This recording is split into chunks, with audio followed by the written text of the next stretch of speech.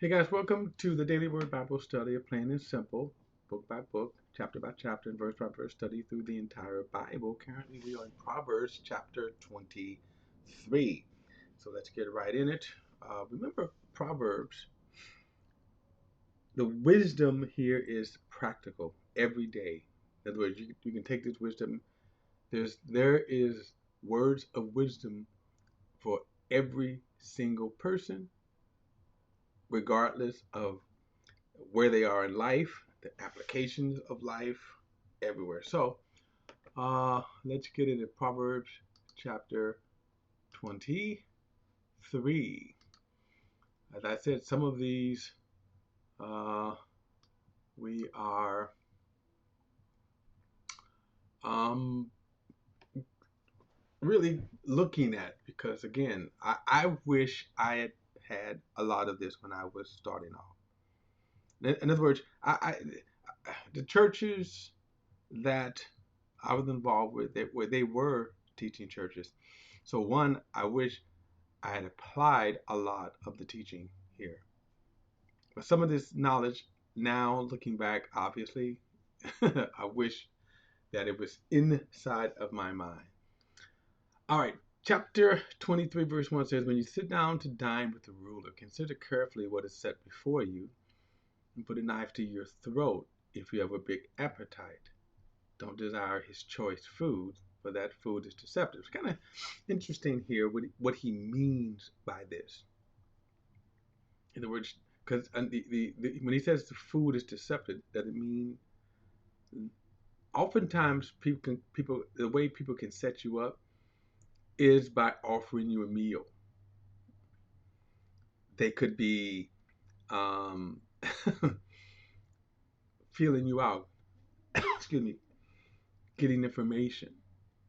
So he says when you sit down to eat with a ruler, in other words, be careful,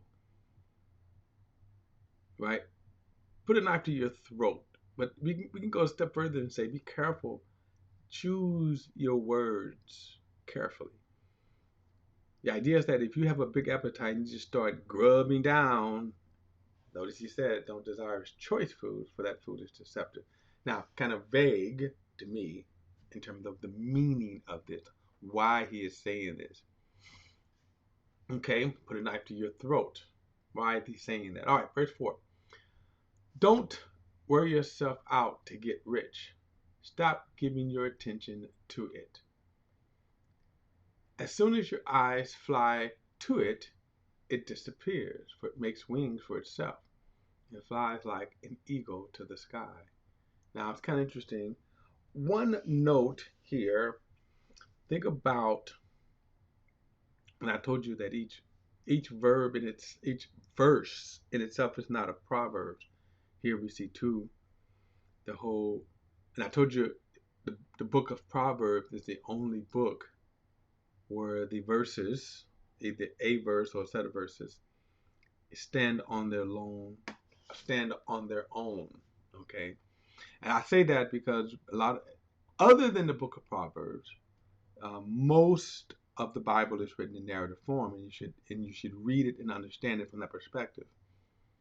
It is an error to always, and most theologies are based upon taking scriptures out. Okay. All right. So when he says don't wear yourself out to get rich, people, believe it or not, most multimillionaires are workaholics. They are multimillionaires. They are workaholics not because they are workaholics, but they watch their millions. They themselves are slaves to their wealth, either by greed or just to watch it. And some of that is good sense because there's always someone that's just going to try to take your money. Now his point here is don't wear yourself out to get rich. Stop giving your attention to it. Now again, this is to be taken in a certain context. He's not telling you not to work. He's not telling you even to achieve. In other words, you do certain things, that the reward of that will be wealth. So in other words, he's not talking about that because remember, earlier he said that getting wisdom is the cause or source of getting wealth. So the idea is that if you If you are working just to get rich, then that is, put it like this, one of the most foolish. And I'll admit this is a foolish part. But how many people will spend $100 on lottery tickets only not to win them? Most people, of course, won't win these multi-million-dollar lotteries, but yet people will spend hundreds of dollars sometimes to try to get rich. Foolish. Don't wear yourself out to get rich. Stop giving your attention to it. In other words, riches themselves, what you ought to be getting is wisdom. See, the wisdom will always get you wealth. If you're just trying to get the money, notice he said it flies away. Look at it this way: you work yourself out to get a job, and then it closes down. Many applications here. Verse 6. Don't eat a stingy person's bread, and don't desire his choice foods. For it is like someone calculating inwardly. Eat and drink, he says to you, but his heart is not with you. You will vomit the little you have eaten and waste your pleasant words. Wow. Okay. So this is don't eat a stingy person's food. And this is so true.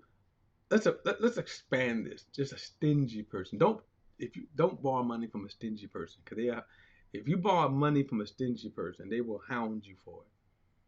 Be 12 o'clock at night. Hey, you got my money? You got my money? Notice he says right here, they're calculating inwardly. Eat and drink, he says, with you, but his heart is not with you. Okay? Verse 9. Don't speak to a fool, for he will despise the insights of your words. When Jesus said, don't cast your pearls before swine, one of the things, this is one of the applications he meant right here. Trying to convince a fool. Now understand, it's a fool. Okay, verse 10. Don't move the ancient boundary marker, and don't encroach on the fields of the fatherless. For the Redeemer is strong, and he will take up their case against you. Now again, these boundary markers, today we have plot lands from them. We have plot. Don't, but think about it. If you have a plot of land and you say, oh man, I could use the extra 20 feet, you move it over.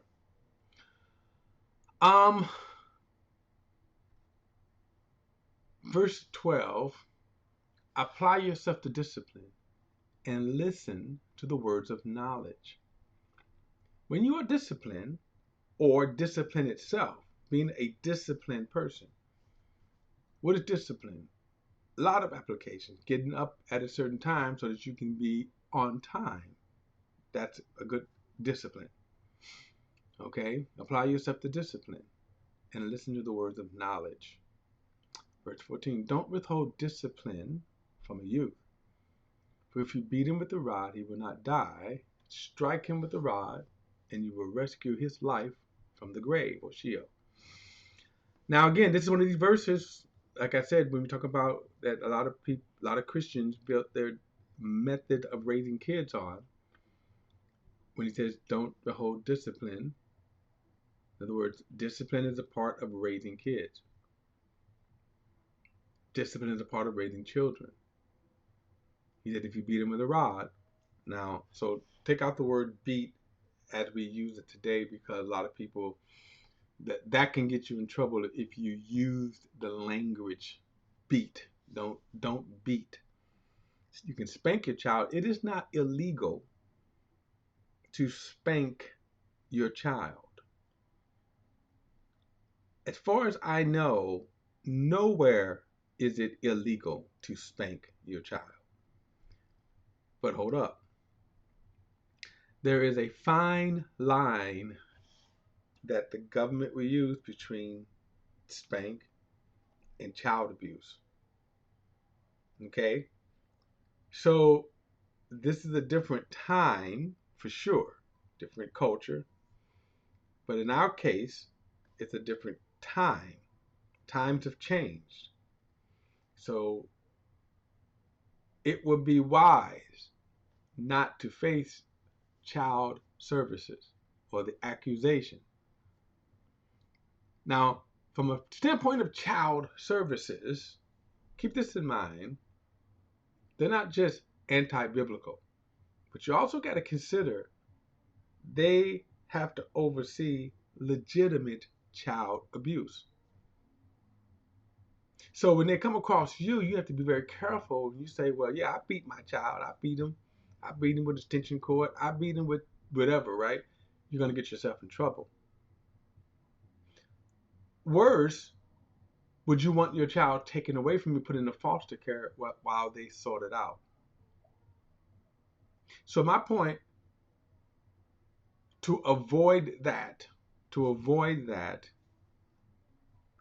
be wise in your disciplining of your child. So you go on the premise, first and foremost, it is not illegal to discipline your child. Don't leave marks. Have a certain method, a continuous method. Just don't go wild and start, my mother used to, whatever she grabbed, but that was a different time. No one was going to bring her up on charges. Truthfully, today, if you got an unruly child, sometimes a lot of people be like, do your thing. But there are other people. For example, they're the newly elected mayor. There was who responded to a mob of children. A mob of children. Now, this mob of children, hundreds of them, was tearing up the city, jumping cars, even jumping people. The mayor said, well, let's not be so quick to demonize the people, the children. Now, he's talking about people that's causing havoc. See, my thing is, so the problem is that, one, those kids, and again, we can look at that mob and say, well, what's up with them, right? Why? The hundreds, the hundreds that were present, that was moving through the downtown area, all hundred of them wasn't bad kids, but a small percentage of them that were reaping the havoc were. My point would have been none of the good kids should not have been involved with the bad kids. But here's my point. When these kids are wreaking havoc, that they're tearing up stuff, and the mayor comes out and says, well, don't demonize them. My point is, if you were to go down, in fact, there was a story I remember once where a mother, they saw, she saw her son on the news. They wasn't protesting, but they were doing something about the same thing with this kind of mob activity. She saw her kids on there, and she got up and went down there, and she was just kind of smacking on his head. And believe it or not, there were some people that criticized her for that. My point is, she was saving her son from foolishness. Now, others, applauded her, but others criticized her. Those who criticized her understand that some of that mentality work in these child services departments. They can cause you a lot of grief. So my point is, be wise. Now, as to the proverb itself, don't withhold discipline from your youth. If you beat him with a rod, he will not die. Strike him with a rod, and you will rescue his soul from life. Without a doubt, legitimate, godly, healthy discipline will always work good or work for the benefit of the child. All of it. To not discipline and timeouts, I'm putting in that category, will not produce that what needed to be produced in kids, namely a godly child, but even a child that grows up disciplined. See, when you have kids today who think they can hit a teacher, there's a problem. All right, verse 15. My son, if your heart is wise, my heart will indeed rejoice. My innermost being will cheer when your lips say, what is right. That is certainly true, isn't it? And that is the goal, to produce wise children, children that have sense. Okay, verse 17.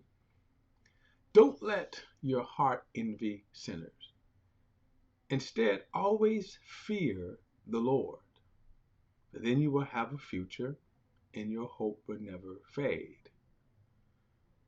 Now, it is easy to do that, isn't it? Sometimes to say, man, it seems like sinners get away with bad stuff. The foolishness of that thought, we all think it. It all looks like sometimes that sinners get away with stuff. The foolishness of that, here's the thing, the foolishness of that is this. You don't always know the end of that. Yeah, it seems like, man, they get away with cussing. They get away with fornication. They get away with lying. They get away, but not always. I told you about the PP loan people that are suffering now facing the government because they lied and got loans. Well, this is just one example of where it doesn't work out. It's just one example.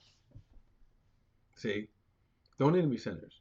Man, yeah, they got 10, 15, $20,000 cars and they end up buying, they're buying stuff with it. Now they got to face to the government on it. Don't envy sinners. But he said, but always fear the Lord.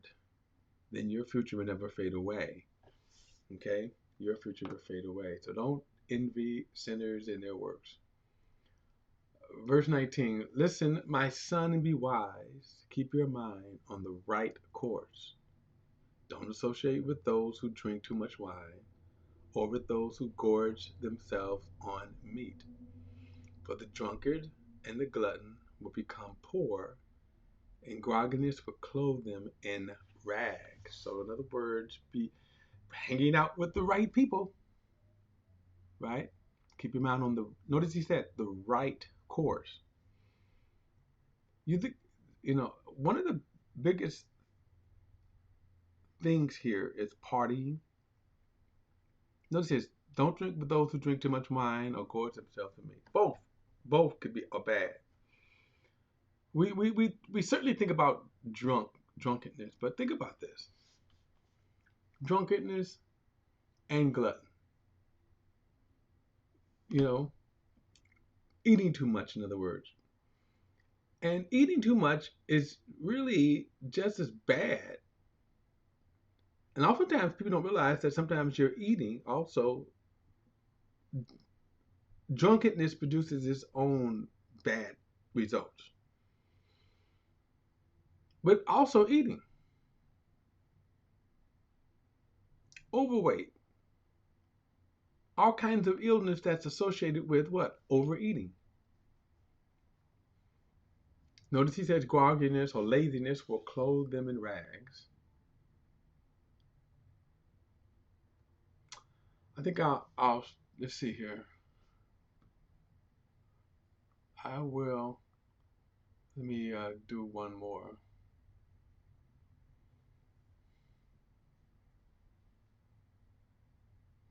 Verse 22.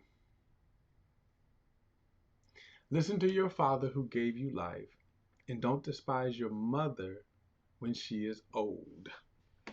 Now, that, of course, right? Listen to your father who gave you life, and don't despise your mother when she is old. Sometimes the elderly are mistreated, for sure. But notice he said, listen to your father who gave you life. I would probably add, if they have wisdom. Okay? So that is the context, right? Listen to your father, wisdom. And he says, also in your mother when she's old. Okay, don't forget to like and share this video and subscribe to BP, the Bible Perspective. And as always, if you have a thought or comment, add it to the comment section below. All comments are welcome. I will see you in the next study.